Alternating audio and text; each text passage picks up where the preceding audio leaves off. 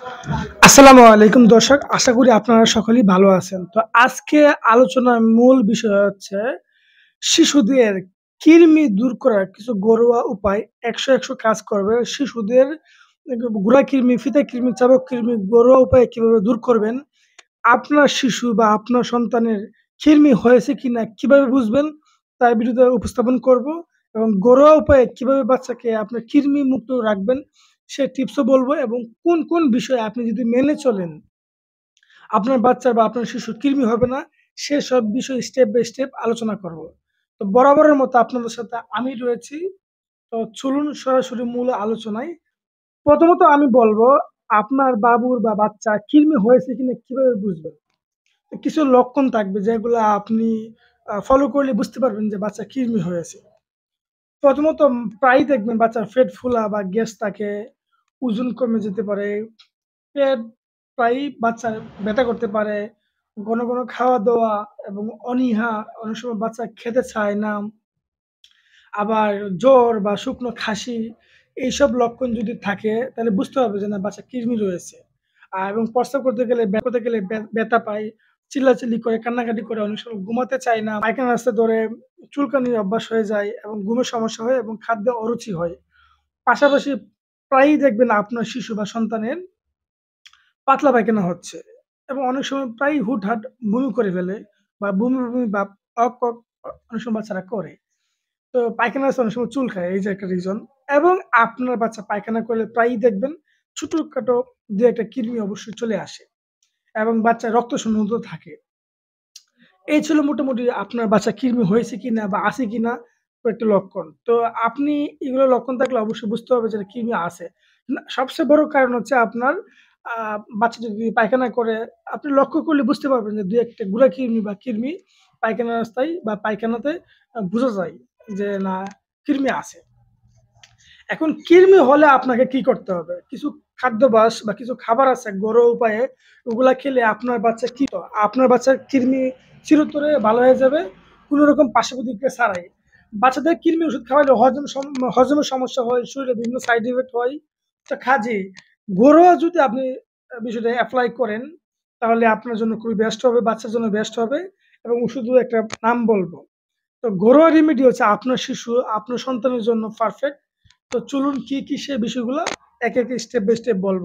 তার আগে যদি আমার চ্যানেলে আপনি নতুন হয়ে থাকেন প্লিজ একটা সাবস্ক্রাইব করবেন। আর ভালো লাগলে অবশ্যই একটা লাইক দিবেন। আর ফেসবুকে দেখলে অবশ্যই শেয়ার করতে বলবেন না। আর চ্যানেলটা অবশ্যই ফলো দিয়ে রাখবেন। তো চলুন ঘরোয়া পদ্ধতিগুলো কি তা আমরা একে জানি। ঘরোয়া পদ্ধতি যদি আপনার বাচ্চাকে এপ্লাই করেন বা খাওয়ান, তাহলে আপনার বাচ্চা কৃমিমুক্ত হবে। আর কৃমি হবে না, কোনো রকম পার্শ্ব প্রতিক্রিয়া ছাড়াই। বাচ্চার কোনো সমস্যা হবে না। আগে শুনুন কি বলি। প্রথমত বলবো ন্যাচারাল রেমেডি ১ নাম্বার হচ্ছে কুমড়োর বীজ। কুমড়োর বীজ আমি আপনি কেনা চিনি। কুমড়োর বীজে এই ধরনের একটা আম কিউকারবিটাসিন নামে একটি অ্যামিনো অ্যাসিড আছে। এটি পরিপাকতন্ত্রে কৃমিকে প্যারালাইজ করে ফেলে।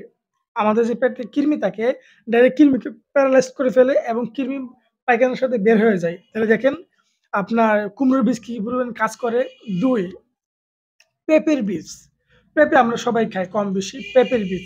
পেঁপের বীজে বিভিন্ন ধরনের প্রয়োজনীয় মাইক্রোনিউট্রিয়েন্ট রয়েছে। এতে শক্তিশালী অ্যান্টিলিমিন্ট এবং অ্যান্টি-অ্যামিনোবিক এবং প্রপার্টিজ আমি স্ক্রিনে দিয়ে দিলাম। এগুলা আপনার অন্ত্রের পরজীবীগুলোকে মেরে ফেলে এবং এটি গবেষণায় দেখা গেছে যে মধুর সাথে যদি পেঁপের বীজ অন্ত্রের পরজীবী অপসারণে ইতিবাচক প্রভাব ফেলে এবং পেঁপের বীজ আপনার বীজের মানে পায়খানার সাথে গুঁড়ো কৃমি বা যে কৃমি হোক ওগুলো সহজে ইজিলি আপনার কৃমিমুক্ত রাখে পেটকে বা স্টমাককে। এটা অবশ্যই ট্রাই করবেন। এটা তো আহামরি কোনো কিছু না যে বাচ্চার ক্ষতি হবে। এটা ন্যাচারাল একটা রেমেডি। এটা তো ২ নাম্বার ছিল। এখন ৩ নাম্বার বললো, আপনি যেকোনো ১ টা বা ২ টা ট্রাই করলেই এনাফ বাচ্চার জন্য। এখন বলবো ৩ নাম্বার। আমরা রসুন অনেকে চিনি, জানি বা আমরা তরকারির সময় খাই। রসুনের কিছু অত্যন্ত বা ইম্পোর্টেন্ট কিছু কার্যকরী অ্যান্টিসেপটিক বা অ্যান্টি প্যারাসাইট বিশিষ্ট রয়েছে যারা আমাদের অন্ত্রের কৃমিকে তাদের ডিম ধ্বংস করতে সাহায্য করে। দেখেন, আমাদের পেটে কৃমি, ডিম ধ্বংস করতে সাহায্য করে হচ্ছে রসুন। ২ বছরের নিচে যে সকল শিশু আছে বা মা আছে, আপনার সালাদের সাথে বা তরকারির সাথে একটু রসুন, আস্ত রসুন দিলে এবং তরকারির সাথে সিদ্ধ হলে এটা খেলে আপনার কিন্তু খুব ভালো কাজ করবে কৃমির জন্য। বাচ্চাকে খাওয়াবেন, এটা অবশ্যই পুষ্টিকর এবং শরীরের জন্য ভালো। ৪ নাম্বার হচ্ছে আপনার কাঁচা হলুদ। কাঁচা হলুদ দিয়ে আপনার অ্যান্টিবায়োটিকের মতো কাজ করে। যেটা দুধের সাথেও খেতে পারবেন বা দুধের সাথে দিতে পারবেন বাচ্চাকে অল্প পরিমাণে এবং আপনার হালকা একটু মধুর সাথেও দিতে পারবেন বা চায়ের সাথেও দিতে পারবেন। এটা খেলে বাচ্চার শরীরও ভালো থাকবে আর কৃমি মুক্ত থাকবে। ৫ নম্বর হচ্ছে গাজর। গাজরে এমন কিছু ভিটামিন, এমন কিছু বিটা ক্যারোটিনের উপাদান বা উৎস আছে যেটি বাচ্চার কৃমি এবং অন্যান্য পেটের রোগে সাহায্য করে। দেখেন এটা যদি সেবন করা হয় তাহলে কৃমি তো অবশ্যই ডিস্ট্রয় হবে, সাথে বাচ্চাও সুস্থ থাকবে। এগুলো ছিল ঘরোয়া রেমেডি। এগুলা আপনার কেনা চিনে বা কেনা জানেন। তো আরেকটা আছে তুলসী। তুলসী আমরা শুকনো কাশি বা এমনিতে আমরা খাই। তুলসী হচ্ছে কৃমিনাশক গুণ রয়েছে অনেক।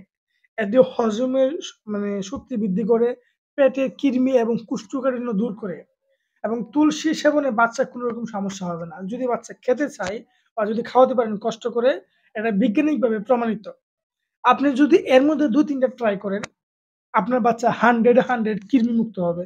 এটা কিন্তু প্রশ্নই আসে না। কৃমি বাচ্চা আর চুলকাবে না। তারপরও যদি আপনার বাচ্চা কৃমি একটু বেশি হয়ে থাকে, যারা এগুলা আপনার করতে পারবেন না বা এগুলা যদি আপনার জন্য কষ্টকর হয়, তারা এই ওষুধটা বাচ্চাকে খাওয়াবেন। ২০০ দিয়ে দিলাম। আর কি করতে হবে প্রতিরোধের জন্য আপনার কৃমি যাতে না হয়, সেজন্য আপনার কি করণীয় আছে? এগুলো আপনাদেরকে বলছি। এগুলা মানলে বাচ্চার জন্য ভালো আর কৃমি হবে না শরীরে। তো এগুলা মানতে হবে। আর এগুলা মানলে আপনার লাভ, আপনার সন্তানের লাভ আর কৃমি মুক্ত থাকবেন। অনেক ওষুধ খাওয়াইছেন, কৃমি ভালো হয় না। কিন্তু আসলে এটা এমন ডিফিকাল্ট একটা প্রবলেম, সহজে ভালো হতে চায় না। কৃমি আপনার আজকে খাওয়াইছেন, কালকে দেখবেন যে কৃমির টর্চার শুরু হয়ে গেছে। এটাই স্বাভাবিক। প্রথমত শিশুকে বিশেষজ্ঞের পরামর্শ আপনার কিছু গাইডলাইন আছে, ওগুলা আপনাকে মানতে হবে। তো সেগুলো কি আমি আপনাকে স্টেপ বাই স্টেপ বলবো। ভিডিও ভালো লাগলে অবশ্যই লাইক, সাবস্ক্রাইব করে ধন্যবাদ করে দিবেন। যেকোনো খাবার বাচ্চাকে খাওয়াবেন, পরিষ্কার পরিচ্ছন্নভাবে খাওয়াবেন। যাতে আপনার ময়লা না থাকে। অবশ্যই শুকিয়ে খাওয়াতে হবে। ভিজা বা পানিযুক্ত খাবার কখনোই খাওয়াবেন না।